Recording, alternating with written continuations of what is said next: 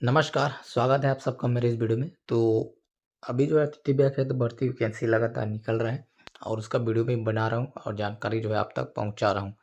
और इस वीडियो के पहले 20 कॉलेज, 15 कॉलेज, 12 कॉलेज और उसके बाद 7 कॉलेज, 5 कॉलेज, इस तरह से जो है 5 वीडियो बनाया हूँ। अगर नहीं देखें तो जाकर देख सकते हैं। और इस वीडियो में हम बात करेंगे अतिथि व्याख्याता भर्ती संबंधित जो सवाल आपके मन में रहता है, पूछते हैं टेलीग्राम में, कमेंट में, तो उसमें से कुछ प्रमुख है। जैसे कि अतिथि व्याख्याता भर्ती कैसा जॉब है, अर्थात इसमें फॉर्म डालना चाहिए, नहीं चाहिए, किस तरह के जॉब है, इसके बारे में जो पहला सवाल, इसके बारे में थोड़ी सी बात करेंगे। उसके बाद जो अतिथि व्याख्याता भर्ती मेरिट कैसे बनेगा, मेरिट जो है मेरिट सूची किस तरह से बनाया जाएगा, कौन से क्लास का या कौन से जो ग्रेजुएशन या पोस्ट ग्रेजुएशन या अन्य जो है कितना कितना अंक लेंगे। उसके बाद जो अगला सवाल जो कि सबसे ज़्यादा पूछते हैं, क्या 1 साल बाद निकाल देंगे या फिर क्या कुछ महीना के लिए या कितने दिन बाद निकाल देंगे, इस टाइप के सवाल। तो इसके बारे में भी बात करेंगे। उसके बाद जैसे आपका गेस्ट लेक्चर में कहीं सेलेक्ट हो जाता है कोई भी कॉलेज में और उसी कॉलेज में भी प्रोफेसर, सहायक प्रोफेसर अर्थात असिस्टेंट प्रोफेसर जो है ट्रांसफ़र लेकर उसी कॉलेज में आप ही के पोस्ट के बदले में आ जाते हैं, तो फिर आपका वहाँ पर क्या होगा, इस सब के बारे में जो है इस वीडियो में बात करेंगे। वीडियो अंत तक ज़रूर देखें और वीडियो को लाइक कर देंगे, शेयर भी कर देंगे। और चैनल को अगर अभी तक सब्सक्राइब नहीं किए हैं तो सब्सक्राइब भी कर दें। जैसे कि मैं पहले भी बताया कि 5 वीडियो बनाया हुआ अतिथि व्याख्याता भर्ती का, तो सबकी जो है जानकारी आने वाले दिन में और भी बहुत से कॉलेज जहाँ भर्ती आएगा तो सबकी भी जानकारी आप तक पहुँचेगा। इसलिए एक बार सब्सक्राइब ज़रूर कर दें। तो चलिए वीडियो अब शुरू करते हैं। तो सबसे पहले जो है अतिथि व्याख्याता भर्ती कैसा जॉब है? तो यहाँ पर मैं ये कहूँगा कि अतिथि व्याख्याता भर्ती एकदम बढ़िया जॉब है। रीज़न है कि अभी अगर हम बात करें संविदा में, इससे बढ़िया भर्ती जो है नहीं है, अतिथि व्याख्याता भर्ती। इसका कारण है कि पहला तो है इसका वेतनमान जो है बढ़िया है, 40,000 से 50,000। इसका कारण है क्या 1 साल के बाद निकाल देंगे, ये सब जो है का जवाब आपको मिल पाएगा। और रेगुलर प्रोफ़ेसर अगर आ जाते हैं तो फिर क्या होगा, ये सब सवाल का जो जवाब अगर आपको मिलेगा, उसके बाद फिर पूरा आप क्लियर हो जाएँगे कि अतिथि व्याख्याता भर्ती जो है किस तरह की जॉब है, इसमें फॉर्म डालें कि नहीं डालें, पूरा क्लियर हो जाएगा। तो चलिए इसके बाद हम अतिथि व्याख्याता मेरिट कैसे बनता है उसको देखते हैं। उसके बाद फिर आगे जो है इस सब का सवाल जो है, सवाल का जवाब देखेंगे। तो वो सबका सवाल के जवाब के लिए हम आ गए हैं अतिथि व्याख्याता नीति 2024 और इसी के आधार पर पूरा जो है आपको जानकारी, आपका जो सवाल है, वो जो सवाल है, पूरा क्लियर हो जाएगा कि क्या होने वाला है। तो चलिए हम सीधा उस पॉइंट पे चलते हैं कि अतिथि व्याख्याता भर्ती मेरिट किस तरह से बनेगा उस पॉइंट पर। तो यहाँ से आप देख सकते हैं मेरिट हेतु अंकों का निर्धारण। तो इंदिरा कला एवं संगीत विश्वविद्यालय खैरागढ़ के लिए कुल 240 अंक रहेगा, जिसमें से जो है सब आप देख सकते हैं। और हम जो है महाविद्यालय की बात करें और शेष राजकीय विश्वविद्यालय तो कुल 160 अंक रहेगा। तो अब हम बात करते हैं सीधा महाविद्यालय के लिए। तो महाविद्यालय के लिए कुल 140 अंक जो है मेरिट सूची में अंक बनेंगे और इसमें से जो है पीएचडी, नेट, सेट, एमफिल के लिए जो है अधिकतम जो है 50 अंक रहेंगे, जिसमें पी अगर पीएचडी किए हैं, नेट सेट नहीं है तो वहाँ पर आपको 30 अंक मिलेगा। तो पीएचडी के लिए 30 अंक, नेट या सेट है तो वहाँ पर आपको 20 अंक मिलेगा। एमफिल की बात करें तो 15 अंक, अगर तीनों हैं, तीनों तो वहाँ पर जो है आपको 50 अंक मिलेगा। उसके बाद अगला हम बात करें स्नातकोत्तर स्तर पर जो है आप 50 अंक, स्नातकोत्तर स्तर पर 50 अंक मिलेगा और इस 50 अंक में जो है 55 अंक के लिए 5 अंक, अगर आपको 55% है स्नातकोत्तर में तो वहाँ पर आपको 5 अंक मिलेगा।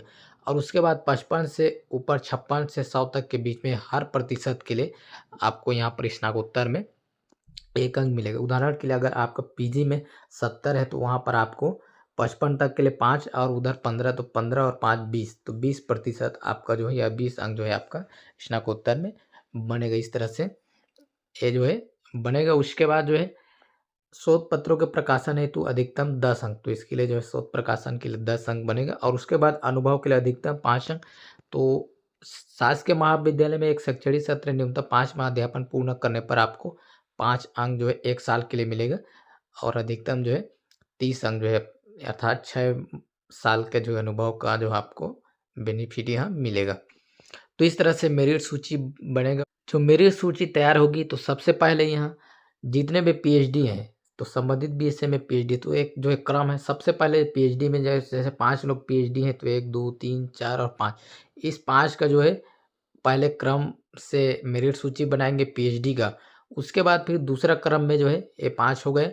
उसके बाद दूसरा में जो है नेट सेट, तो दूसरा श्रेणी का बनाएंगे, दूसरा नेट सेट, तो जितने भी नेट सेट जो किए हैं उनका जो है मेरिट सूची बनेगा। और उसके बाद श्रेणी तीसरा की बात करें तो जितने भी एमफिल वाले मिलेंगे तो उनका जो है मेरिट सूची तैयार किया जाएगा। तो इस तरह से मेरिट सूची तैयार किया जाएगा। और उसके बाद चौथा में जो सिर्फ पीजी के रहेंगे उनका जो है मेरिट सूची तैयार होगा। और उसके बाद जो अगला सवाल लेंगे हम, क्या 1 साल बाद या कितने दिन बाद या कुछ दिन बाद निकाल देंगे या कैसे? तो इसका जो है जवाब के लिए भी हम फिर से चलते हैं अतिथि व्याख्याता नीति 2024 में ही।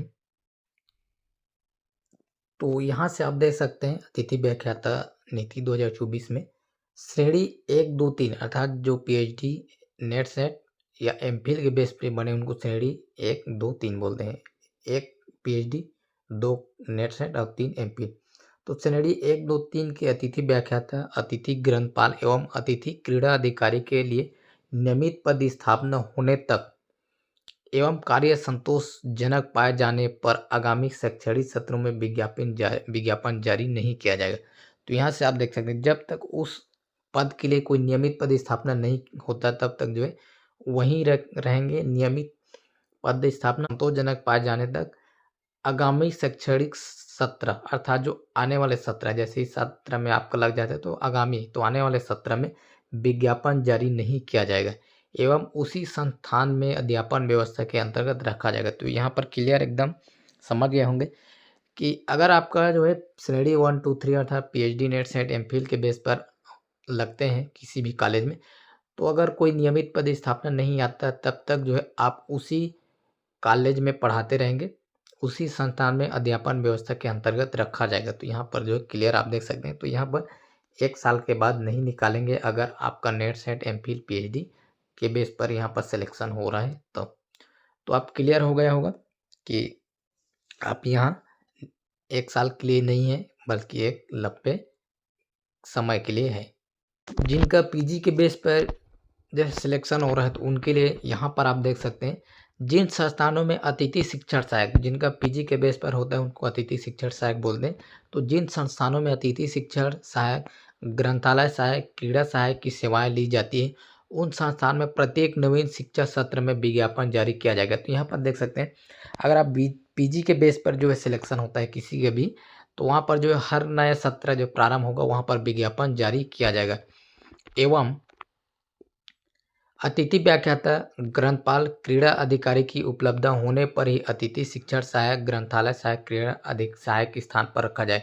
और मान लो किसी के पीजी के बेस पर सिलेक्शन हुआ और अगले साल उसके जगह में विज्ञापन जारी किया जाता है, तो अगर नेट सेट एमफिल पीएचडी वाले मिलते हैं रखेंगे था जो नेट सेट एमफिल पीएचडी वाले, मतलब जो पीएचडी की माफ कीजिएगा पीजी के बेस पे जो सिलेक्शन हो रहा है उनके जगह पे हर साल जो है नया वैकेंसी निकाला जाएगा जब तक कि पीएचडी नेट सेट एमफिल वाले नहीं मिल जाते।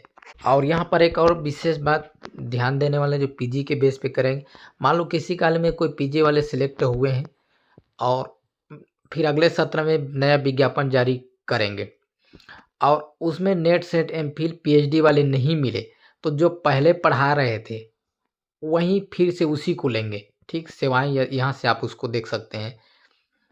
अन्यथा पूर्व में कार्यरत अतिथि शिक्षण सहायक, ग्रंथालय सहायक, क्रीड़ा सहायक की सेवाएं यथावत ली जाएगी। तो अगर पीजी के बेस में किसी कॉलेज में सिलेक्शन हुआ है और अगले सत्र में नया विज्ञापन जारी किया गया और वहाँ पर नेट सेट एमफिल पीएचडी नहीं मिले, तो जो पहले पढ़ा रहे थे उन्हीं को जो है रखेंगे। लेकिन अगर नेट सेट एमफिल वाले मिल गए तो फिर उन नेट सेट एमफिल वाले श्रेणी 1 2 3 को रखेंगे। तो इस तरह से जो है भर्ती बढ़िया है, अच्छा है, क्योंकि नेट सेट एमफिल और पीएचडी के बेस पर अगर आपका हो गया तो आगामी जो है कई सत्र में जो है रखेंगे जब तक कोई नया नियम नहीं आ जाता तब तक के लिए। तो इसलिए बोलता हूँ मैं कि एक भी कॉलेज मत छोड़िए, छत्तीसगढ़ के किसी भी कोने में अगर भर्ती निकले तो वहाँ पर ज़रूर फॉर्म डाल दीजिए। और फॉर्म कैसे मिलेगा तो ये सब के लिए, या कॉलेज में वैकेंसी की जानकारी कैसे मिलेगा तो ये सब की जो है के लिए हम हैं। चैनल को सब्सक्राइब करके रखे रहें, लगातार वीडियो बनाएं और पहले भी बताया कि 5 वीडियो बना चुका हूं, उसमें 50 के आसपास से भी अधिक कॉलेज होगा। अब अगला जो सवाल कि अगर हम बात करें कि अगर कोई नियमित प्रोफेसर या असिस्टेंट प्रोफेसर जिनका ट्रांसफ़र हो गया और आपके जगह में आप ही के विषय के लिए आ गए, तो फिर वहाँ पर आपका क्या हुआ? तो इस सवाल के जवाब के लिए हम चलते हैं आगे इसी में अतिथि व्याख्याति नीति में ही।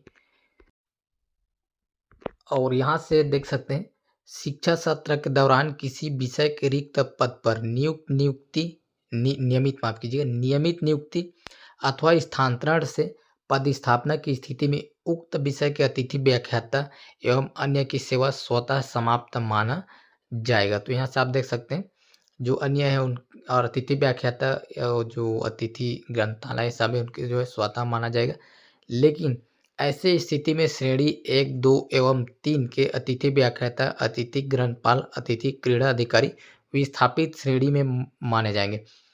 तो श्रेणी 1, 2, 3 के जगह में कोई नियमित आ जाते हैं, स्थानांतरण से आ जाते हैं, तो ये विस्थापित श्रेणी माने जाएंगे। लेकिन कौन? श्रेणी 1, 2, 3 अर्थात पीएचडी, एमफिल, नेट, सेट वाले। जो पीजी है वो विस्थापित श्रेणी में नहीं माने जाएंगे यहाँ पर। अब विस्थापित श्रेणी में माने जाने से इनका फायदा क्या होगा? तो इसके लिए हम और थोड़ा सा नीचे आते हैं इसी में। तो यहाँ पर आप देख सकते हो विस्थापन की व्यवस्था। किसी संस्थान में नियमित नियुक्ति अथवा स्थानांतरण से पदस्थापना होने के कारण पद भरे जाने पर उक्त पद के विरुद्ध कार्यरत श्रेणी 1, 2, 3 पीएचडी, एमफिल, नेट, सेट के अतिथि व्याख्याता, अतिथि ग्रंथपाल एवं अतिथि क्रीड़ा अधिकारी को विस्थापित की श्रेणी माना जाएगा। विस्थापित को अपने पूर्व संस्थान से विस्थापन एवं कार्य संतोषजनक पाए जाने एवं अनुभव संबंधी निर्धारित प्रारूप में प्रमाण पत्र कार्यरत संस्था के द्वारा जारी किया जाएगा। तो यहाँ से आप देख सकते हैं, आपके जगह में कोई नियमित आ गए तो आपको यहाँ पर विस्थापन प्रमाण पत्र दिया जाएगा। तो ये जो है अनुभव तो मिलेगा ही और संतोषजनक पाए जाने का ये सब जो है। और यहाँ पर मेन जो है यहाँ पर विस्थापन प्रमाण पत्र, ठीक, विस्थापन प्रमाण पत्र यहाँ पर मिलेगा। तो अब उस विस्थापन प्रमाण पत्र से आपको क्या फायदा होगा, यहाँ पर आगे क्लियर समझ में आ जाएगा। नियमित नियुक्ति स्थानांतरण से प्रभावित होने पर श्रेणी 1, 2 एवं 3 के विस्थापित अभ्यर्थी उसी जिले के अन्य संस्थान में एवं उस जिले में पद रिक्त नहीं होने की स्थिति में उसी संभाग के अन्य जिले में एवं संभाग में रिक्त नहीं होने की स्थिति में राज्य के अन्य जिले में रिक्त पद के विरुद्ध आवेदन प्रस्तुत कर सकते हैं। तो यहाँ पर आप जो है, आपको आपके जगह में कोई नियमित आ गए और आपको स्थानांतरण प्रमाण पत्र मिलेगा विस्थापित होने की स्थिति में। तो स्थानांतरण प्रमाण पत्र होने के आधार पर जो इसी जिले में आप जो है आवेदन कर सकते हैं, या अगर वहाँ उस जिले में नहीं है तो फिर राज्य के जो है अन्य जो कोई भी जिला है वहाँ पर आवेदन कर सकते हैं।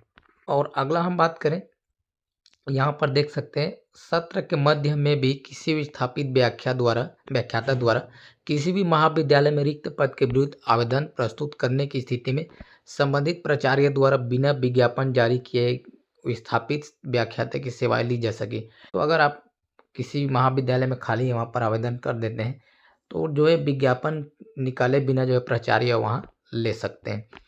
और उसके बाद अगला जो है, प्रत्येक महाविद्यालय में जिन रिक्त पद के लिए विस्थापित श्रेणी के आवेदक से आवेदन प्राप्त होंगे उन पदों पर अतिथि की व्यवस्था हेतु विज्ञापन जारी नहीं किया जाएगा।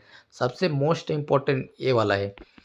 जैसे ही किसी में मध्य में अगर आपका ट्रांसफ़र हुए, कोई नया आ गए आपके जगह में और आपको स्थापन प्रमाण पत्र मिल गए, अब जो है आगामी अर्थात जो नया सत्र प्रारंभ होगा नेक्स्ट में, तो वहाँ पर किसी भी कॉलेज में खाली है, आपको पता चला कि इस कॉलेज में जो है ए नाम के कोई भी कॉलेज है वहाँ पर आपके विषय के पद खाली है, तो आप क्या करेंगे, वहाँ पर आप अपना आवेदन छोड़ देंगे अर्थात आवेदन दे देंगे वहाँ। तो जब आप आवेदन देंगे तो आप ही को रखेंगे, वहाँ अलग से विज्ञापन नहीं निकालेंगे। इसका सबसे बढ़िया जो है बेनिफिट यही है कि आप आवेदन दे देते हैं फिर आपको रखेंगे, किसी दूसरे को आपके जगह में नहीं रखेंगे, ना ही वहाँ पर आवेदन निकालेंगे। तो स्थापन प्रमाण पत्र अगर मिलता है, कोई नियमित आ जाते हैं आपके जगह में ट्रांसफ़र या नियुक्ति द्वारा, तो सबसे बढ़िया बेनिफिट यहाँ पर वही है, विस्थापन प्रमाण पत्र मिलेगा। किसी भी कॉलेज में खाली है तो वहाँ जाकर जो है आप आवेदन छोड़ दीजिए, आपके जगह में आवेदन अलग से विज्ञापन जारी नहीं किया जाएगा, आपको वही रखेंगे। तो इस तरह से जानकारी जो है आप तक पहुँचाया गया है। जानकारी अच्छी लगी हो तो लाइक कर देंगे, शेयर कर देंगे, चैनल को सब्सक्राइब ज़रूर कर दें। वीडियो पूरा देखने के लिए बहुत-बहुत धन्यवाद।